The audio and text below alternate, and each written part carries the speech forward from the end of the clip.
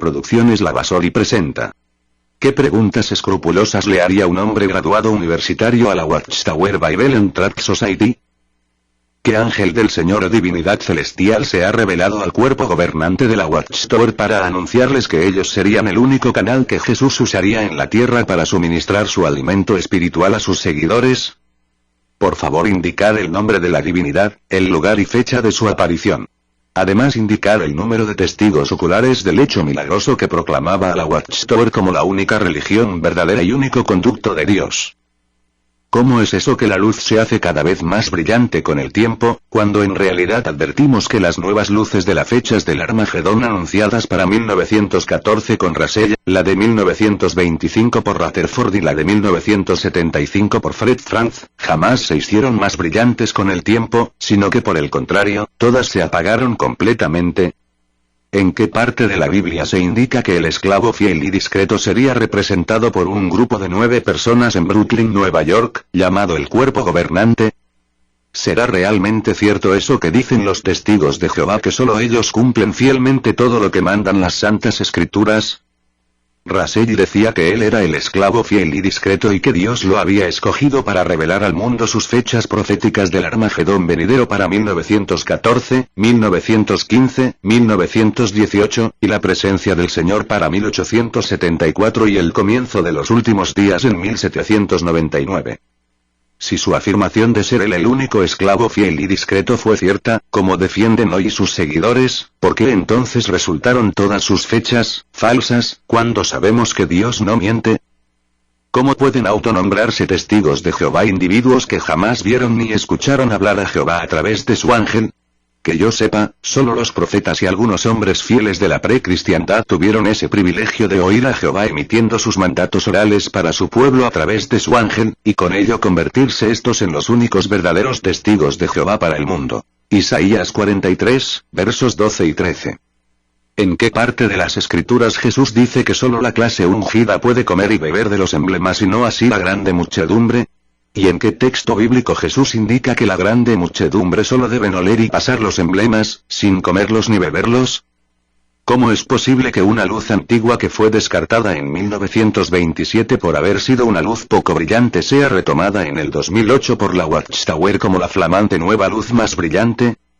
Me refiero específicamente a su definición de lo que significa la generación de Mateo 24. ¿Cómo se explica que miembros de la clase terrenal se dirijan a miembros de la clase celestial como hermanos, cuando, según sus enseñanzas, los únicos hermanos de Jesús son los 144.000 ungidos que solo tienen como hermanos a él solo, y no a los de la clase terrenal? ¿Cómo se explica que todos los testigos de Jehová, independientemente de su clase y esperanza, se dirijan en oración a Dios como Padre Celestial, cuando la Watchtower enseña categóricamente que solo Jesucristo y los de la clase celestial, ungidos, son los únicos hijos de Dios?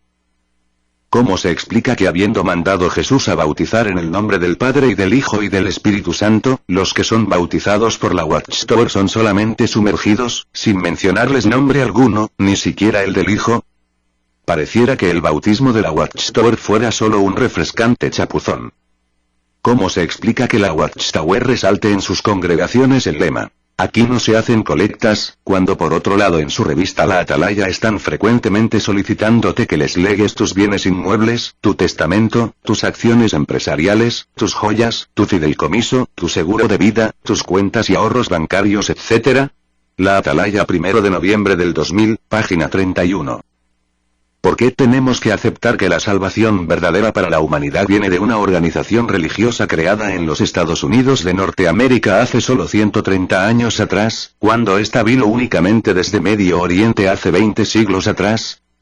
¿Por qué tenemos que aceptar todos los productos made in USA como buenos y confiables, incluyendo sus multimillonarios y variados productos religiosos exportados al mundo? ¿Acaso los norteamericanos aceptarían un producto religioso originado en Sudamérica, África o Asia como verídico e indudable? Sin la menor duda, ellos jamás lo aceptarían en su país. ¿Qué mente perspicaz podría aceptar que solo los testigos de Jehová son la única religión verdadera y que solo ellos se salvarán en el Armagedón venidero, cuando a simple vista ellos han demostrado ser una religión totalmente falsa por sus fallidas profecías del fin del mundo para 1914, 1915, 1918, 1925, 1941 y 1975? ¿Cómo se explica que los testigos de Jehová estén anunciando el Armagedón inminente a la vuelta de la esquina, y por otro lado su cuerpo gobernante se halla haciendo planes a largo plazo para construir otros 13.450 salones del reino por todo el mundo? ¿Para qué los quieren si Dios va a traer pronto ruinas sobre la tierra? Es evidente que la Watchtower no cree en sus propias mentiras, pues nadie que esperara el fin a la vuelta de la esquina haría planes de expansión a largo plazo. La manipulación de los fieles es evidente para sus propósitos mercantilistas para adquirir más y más bienes raíces por todo el mundo con más donaciones de sus miembros.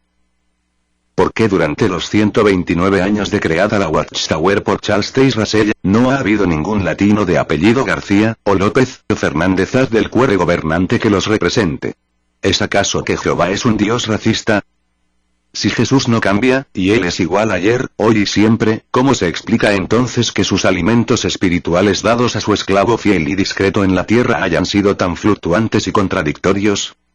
Me refiero específicamente al tema de los habitantes de Sodoma y Gomorra, y si van a ser resucitados o no. Aquí la Watchtower ha dado 6 nuevas luces más brillantes con marchas y contramarchas, primero que sí, después que no, después que sí, después que no, después que sí y finalmente, que no serán resucitados. ¿Por qué no se reimprimen los libros de Russell y de Rutherford para ser usados hoy como libros de estudio para entender la Biblia, en vista que estos señores recibieron en su oportunidad el alimento genuino de Dios para ser diseminado a la humanidad? La respuesta es obvia, pues esos libros están hoy arrumados en el museo bibliotecario de la Watchtower y considerados por todos como libros defectuosos, obsoletos y hasta extravagantes por su disparatado contenido. Libros cuyo alimento espiritual no vinieron de Dios, pues Dios jamás miente, sino de Satanás el diablo, quien es el único engañador y mentiroso.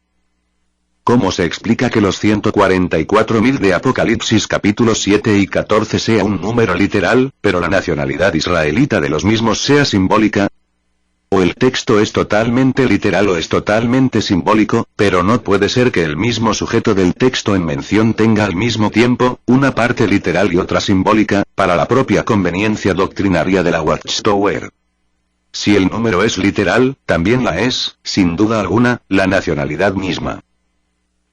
¿Cómo se explica que el juez Rutherford se haya calificado a sí mismo de ser un asno o hazmereír, usando la palabra inglesa as, al no suceder el Armagedón que tanto él aseguró e insistió por 6 largos años sucedería en 1925, si su alimento espiritual provenía realmente del mismo Jesucristo? Es imposible que Jesucristo haya tenido alguna comunicación con este señor y su cuerpo gobernante terrenal para quedar él y su supuesta organización terrenal totalmente desprestigiados como engañadores en 1925.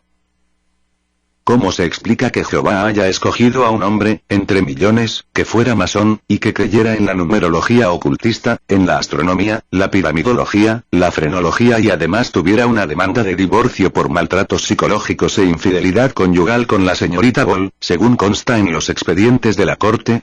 ¿Cómo pudo Dios escoger a un engañador y mentiroso como Russell que engañó a muchos agricultores vendiéndoles semillas rendidoras de un falso trigo milagroso?